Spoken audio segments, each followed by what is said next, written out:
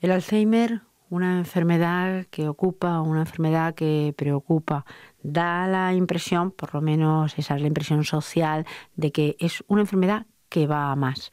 También es cierto que vivimos más tiempo, sobre todo en Occidente y por supuesto en nuestro país, que ha sido uno de los países con una calidad de vida, pero sobre todo cantidad de vida mayor. Vamos a hablar de esta enfermedad del Alzheimer, pero sobre todo vamos a hablar de terapias que se están utilizando y de nuevas terapias que se están empezando a utilizar, pero que dan una esperanza, por lo menos una esperanza de poder sobrellevar de una manera mejor la enfermedad. Pues para hablar de todo este tema, que es mucho, nos acompaña Antonio Cava. Antonio Cava es fisioterapeuta, trabaja en el Centro Municipal Jazmín de Madrid y trabaja con enfermos de Alzheimer. Antonio Cava está probando, su centro, pero también otros centros de Madrid, ahora lo hablaremos, nuevas tecnologías en esta enfermedad, en el tratamiento de esta enfermedad. Quizá lo primero, por supuesto, darle la bienvenida. Bienvenido. Muchas gracias, Isabel. A mí me gustaría empezar por delimitar todo esto que he dicho al principio. He dicho al principio que como vivimos más, pues es más probable que la enfermedad surja y que tengamos esa sensación de que hay más enfermos de Alzheimer de lo que había antes. ¿Esto es así? Sí, a grandes rasgos, con el envejecimiento de la población aumentan los casos de Alzheimer. Lo cierto también que puede haber un componente genético y aquellos casos que todos conocemos, eso que decimos, pues que joven ha empezado a tener esta enfermedad, también se da precisamente por eso, porque puede haber un componente genético. Exactamente. El componente genético hace que en determinadas personas la expresión del Alzheimer, la expresión de la síntesis errónea de las proteínas que se acumulan y en definitiva producen la enfermedad, la patología de la enfermedad, hace que en alguna población muy joven se exprese pues, en edades en torno a los 38, 40, 50 años. Esto no es lo normal es que a partir de los 65 sea cuando más surge la enfermedad y por supuesto ya a partir de los 80 también, porque se supone que las conexiones neuronales pues están fallando de alguna manera o hay otras razones. No nos vamos a meter en todas las enfermedades neurológicas que hay, que son muchas, pero sí el saber que cuanto más mayor probabilidad. Eso es, no es matemático. Podemos llegar a una gran edad y si no estamos predispuestos a sufrir la enfermedad, no la vamos a sufrir. Igualmente hay gente que muy joven está predispuesto a sufrir la enfermedad, la va a sufrir con muy temprana edad, pero lo que sí es verdad que la prevalencia aumenta exponencialmente a partir de los 65 años. Hay un concepto que a mí me llama bastante la atención y es el concepto de reserva cognitiva. Este concepto que quizá pueda ser importante para la prevención de la expresión clínica del Alzheimer, ¿en qué consiste? Pues este concepto o hipótesis surge cuando a través de la observación se vio que para dos pacientes con la enfermedad de Alzheimer en el mismo estadio evolutivo de la enfermedad, un paciente evolucionaba más rápido, llegando a la muerte mucho antes, y en cambio el otro paciente su evolución era mucho más lenta y prolongada en el tiempo. Entonces el concepto viene a explicar esta situación. El concepto de reserva cognitiva podríamos hablar que es el número de conexiones que tenemos en el cerebro. A mayor número de conexiones, teóricamente retrasamos la expresión clínica de la enfermedad, porque nosotros podemos tener la enfermedad y no desarrollar la expresión clínica. De hecho, ha habido ejemplos de personas que han fallecido sin tener ninguna expresión clínica de deterioro cognitivo y luego se ha visto que tenían un Alzheimer muy avanzado. Esto se explica porque su cerebro tenía conexiones neuronales que han, digamos, puenteado, circunvalado la patología, haciendo que no se expresara la enfermedad, el deterioro cognitivo. Esto me parece algo muy curioso, es decir, que se puede tener la enfermedad, además una enfermedad en un estadio avanzado y sin embargo no mostrarla o que no parezca que la tienes. Eso es, podemos en un momento determinado estar instaurada la enfermedad, pero el cerebro tiene una capacidad para compensar el daño neuronal que se está produciendo. La expresión clínica surge en el momento que el cerebro ya no puede compensar ese daño que se está produciendo por la enfermedad. Según esta hipótesis, este concepto, que cada vez tiene más evidencia y más seguidores, Si nosotros tenemos mucha reserva cognitiva, la expresión clínica de la enfermedad va a ser más tardía porque nuestro cerebro va a ser capaz de compensar los daños durante más tiempo. Entiendo entonces que una de las terapias importantísimas para no desarrollar la enfermedad de Alzheimer, aun teniéndola o no tener esta expresión clínica, sería esta estimulación cognitiva, es decir, que estas neuronas, y no las neuronas, sino las conexiones neuronales, estén activas, y para ello supongo que se podrán desarrollar de alguna manera y con terapias convenientes. Claro, este concepto abre la puerta a la prevención.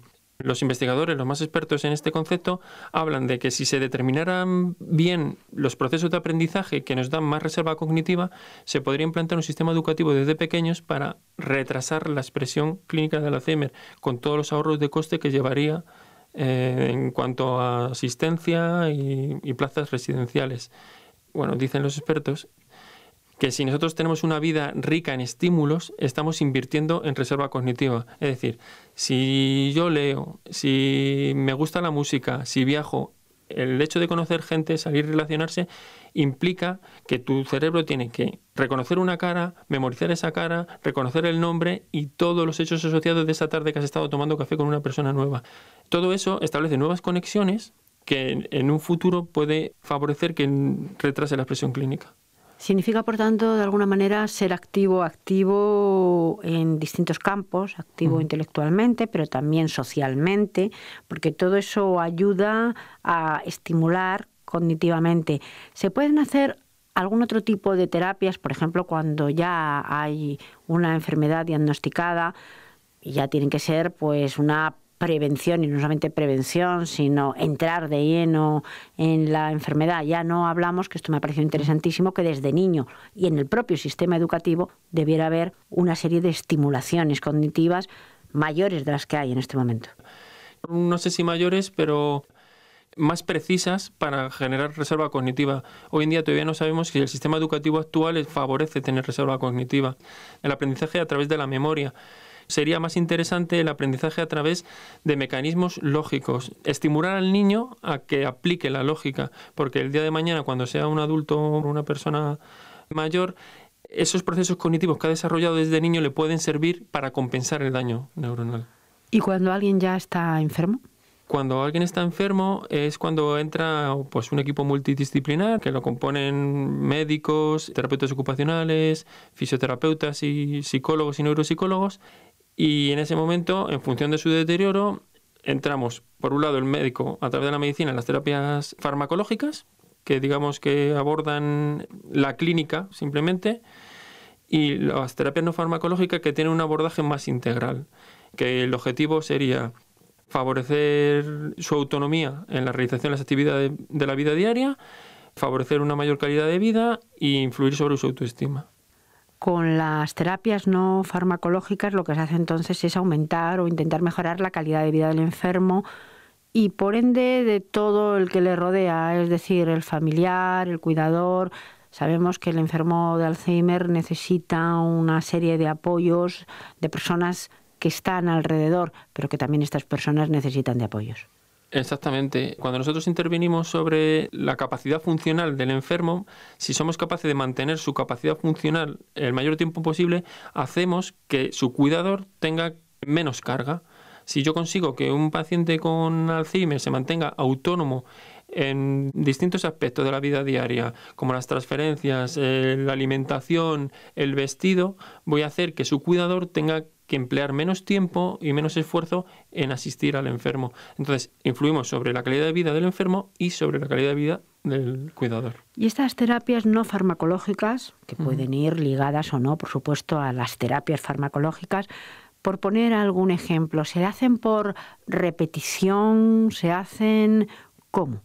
Son varias, pero te puedes resumir en la estimulación cognitiva. La estimulación cognitiva la suelen llevar a cabo los terapeutas ocupacionales y los psicólogos, pero los fisioterapeutas que estamos en este sector también nos tenemos que solapar.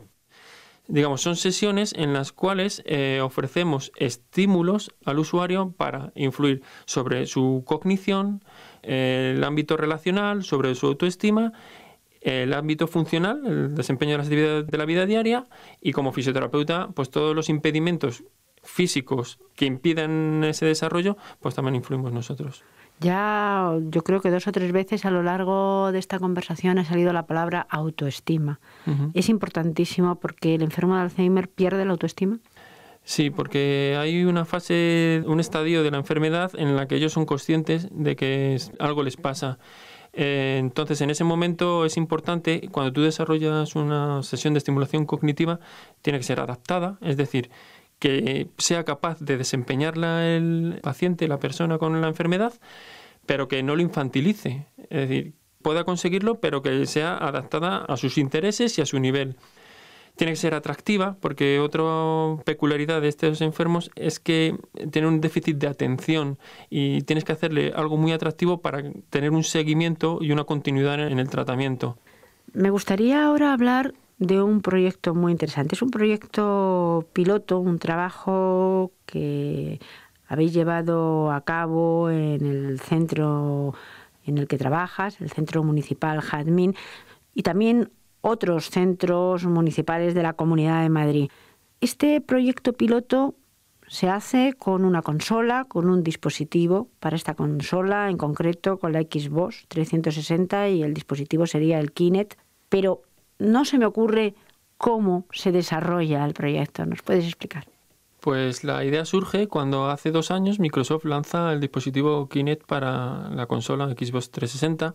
Y lo que a nosotros nos llama la atención es que se puede jugar sin mandos, porque si de por medio hubiera un mando con personas de una media edad, de unos 80 años, personas mayores, y encima con deterioro cognitivo porque tienen enfermedad de Alzheimer, sería muy complicado hacerles jugar con una consola. El hecho de que puedan interaccionar con el juego a través del dispositivo Kinect hace que nosotros podamos diseñar una sesión de estimulación cognitiva enriquecida en el cual, en un entorno controlado, en el que nosotros podemos intervenir para ayudarle a completar un movimiento o una acción orientada a un fin, es decir, pueda jugar y completar la tarea sin la intervención de mandos, como si fuera el desempeño en su vida normal.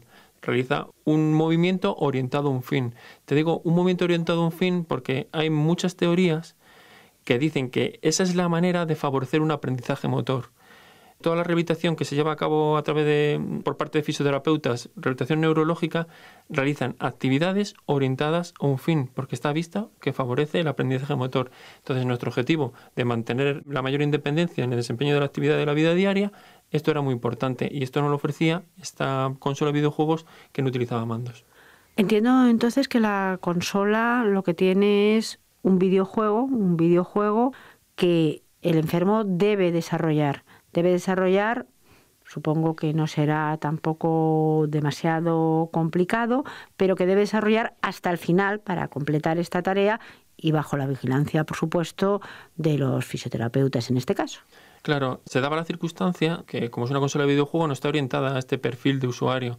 Entonces nosotros, del catálogo que en ese momento surgió, que era uno de deportes, otro que hacía tai chi y otro que es de animales, nosotros nos llevamos a casa las consolas, porque nos las cedió Microsoft, y estuvimos viendo qué juegos podrían adaptarse para nuestros usuarios.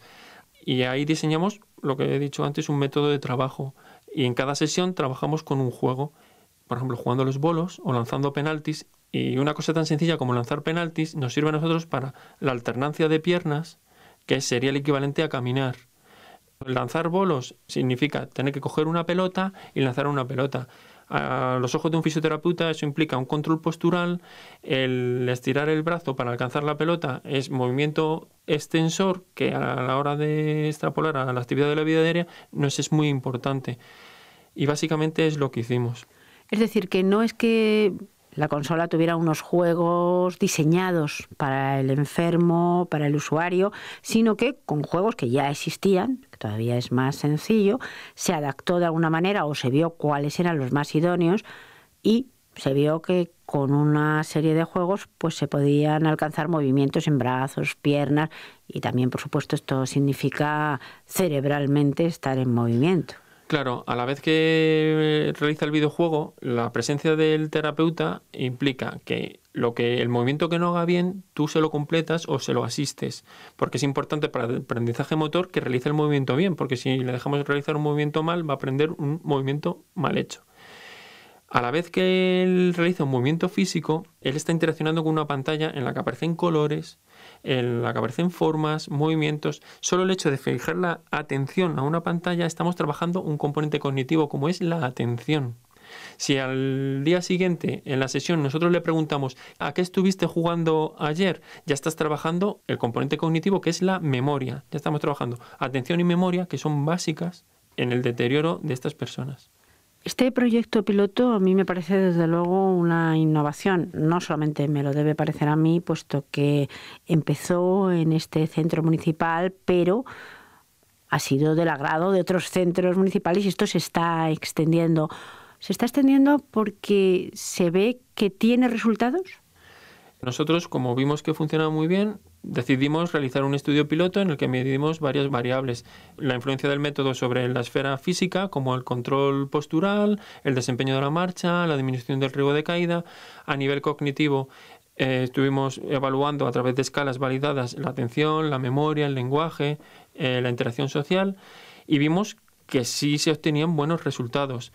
Realizarlo en un centro municipal tuvimos que pedir permiso al ayuntamiento para poder realizarlo en sus dependencias y se vieron enseguida atraídos por el nuevo método. Les debió gustar porque dotaron a más centros de día municipales gestionados por Asispa con consolas. A día de hoy, en el cronograma de actividades de todos estos centros de día se llevan a cabo terapias utilizando la consola.